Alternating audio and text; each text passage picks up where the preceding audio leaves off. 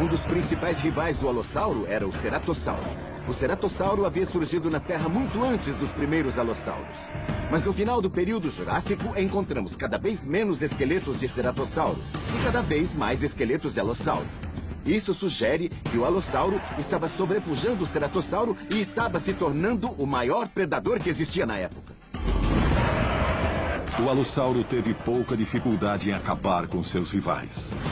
Mas a natureza apertava lentamente o laço em torno do seu pescoço.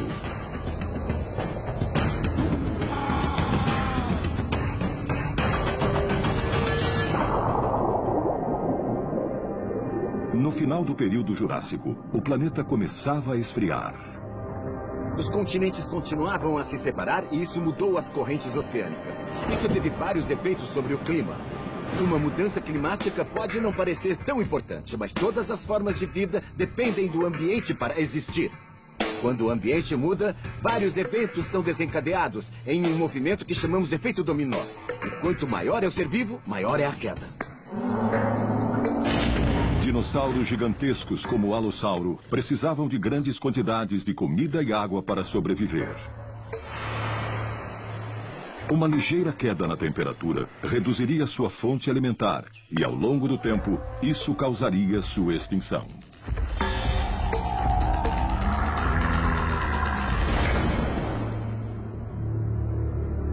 Por 11 milhões de anos, o Alossauro dominou o oeste da América do Norte como o maior assassino de seu tempo.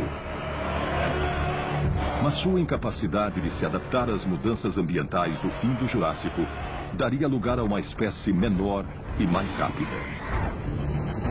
Um animal aterrador que possuía uma arma nunca vista antes.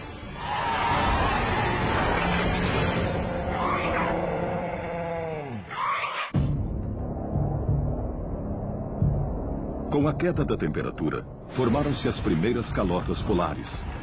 Os oceanos arrefeceram e surgiram as primeiras mudanças sazonais no clima. Todo o planeta mudou e os dinossauros foram drasticamente afetados.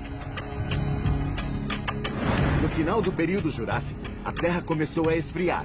E os dinossauros, como o Alossauro, o Ceratossauro, o Camarasauro e o Estegossauro, que foram incapazes de se adaptar a essas mudanças, foram naquele momento extintos do registro fóssil.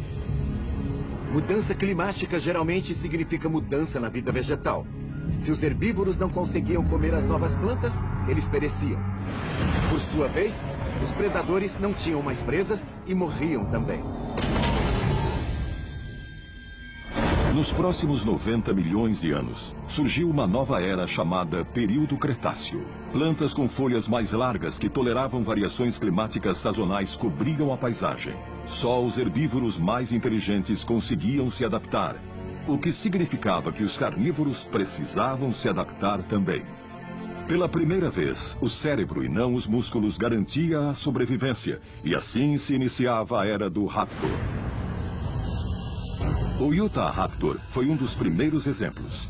Ele era grande, mas muito mais astuto e inteligente. Em alguns aspectos, o Utahraptor é o elo perdido na cadeia da evolução Raptor. Quando encontramos o Utahraptor, isso foi muito importante, porque até então o maior dinossauro raptor encontrado fora o Deinonychus, do tamanho de um lobo cinzento. E o Utahraptor era de uma espécie com anatomia semelhante, mais do tamanho de um grande urso pardo ou de um grande urso polar. Era um dinossauro raptor verdadeiramente monstruoso. Pelo seu tamanho, esse foi o dinossauro mais aterrorizante que já andou na Terra. Ele era relativamente rápido, inteligente e também possuía armas. Tudo isso em um corpo muito atlético. Durante meados do período Cretáceo, ele sem dúvida foi um dos animais mais perigosos e cruéis que já habitou o nosso planeta. O nome Utahraptor significa ladrão de Utah. Este grande dinossauro com formato de pássaro era um eficiente ladrão de vidas. O Utahraptor era um grande predador da época e um dos principais de seu ambiente. Hoje, ele seria comparado a um lobo ou a um grande felino. Um tigre seria uma boa comparação com o Utahraptor. Ele não era grande, era enorme. A descoberta desse dinossauro é fantástica porque finalmente encontramos um predador com o dobro do tamanho dos que já haviam sido encontrados. E o fato de ele ser tão grande nos indicava que esse animal era, na verdade, um lutador peso pesado, não um exímio caçador como os pequenos raptores. Se eu fosse projetar uma máquina assassina perfeita, faria um Raptor. E se fosse construir o Raptor perfeito, faria um Utah Raptor, porque não só é do tamanho certo, como o seu tamanho é perfeito para matar praticamente tudo. O Utah Raptor media 1,80 m e pesava mais de 680 quilos, o que o tornava um ótimo assassino em meados do período Cretáceo.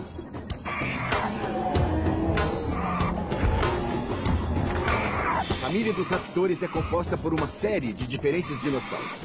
O Deinônico e o Dromeosauro são exemplos de raptores. Esses animais se parecem com aves.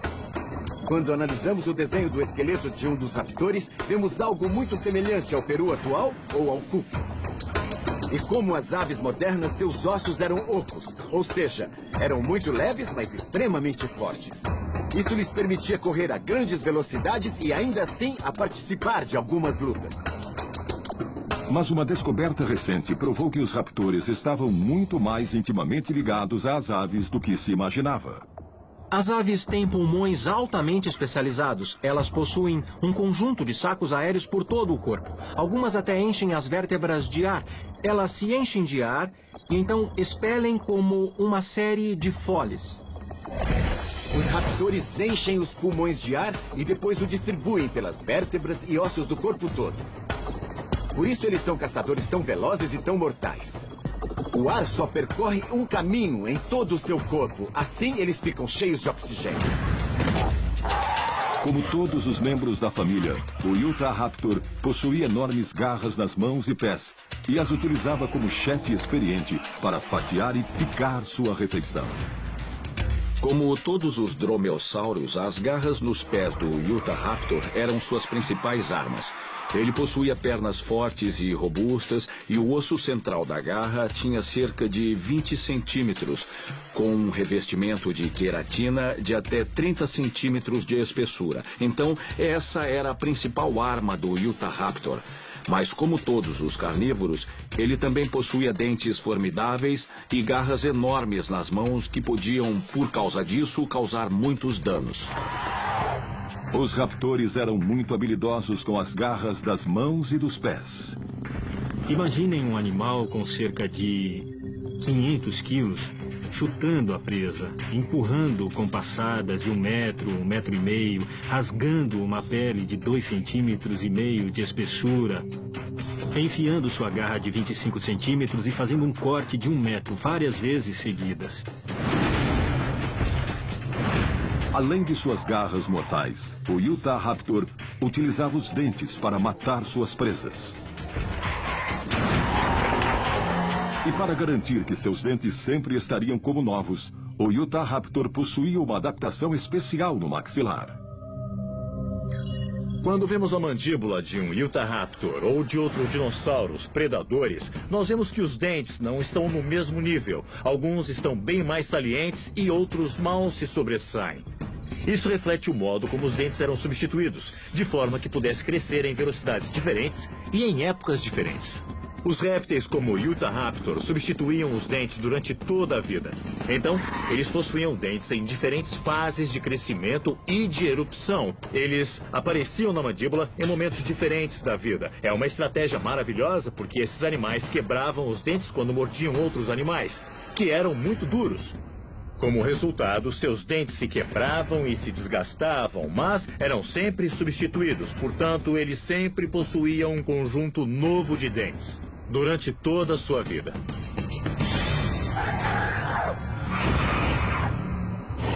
Além das garras afiadas e dos dentes substituíveis, o Utah Raptor era um mestre estrategista. Analisando a tomografia dos crânios de raptores, como o Utah Raptor, descobrimos que eles tinham cérebros bem expandidos.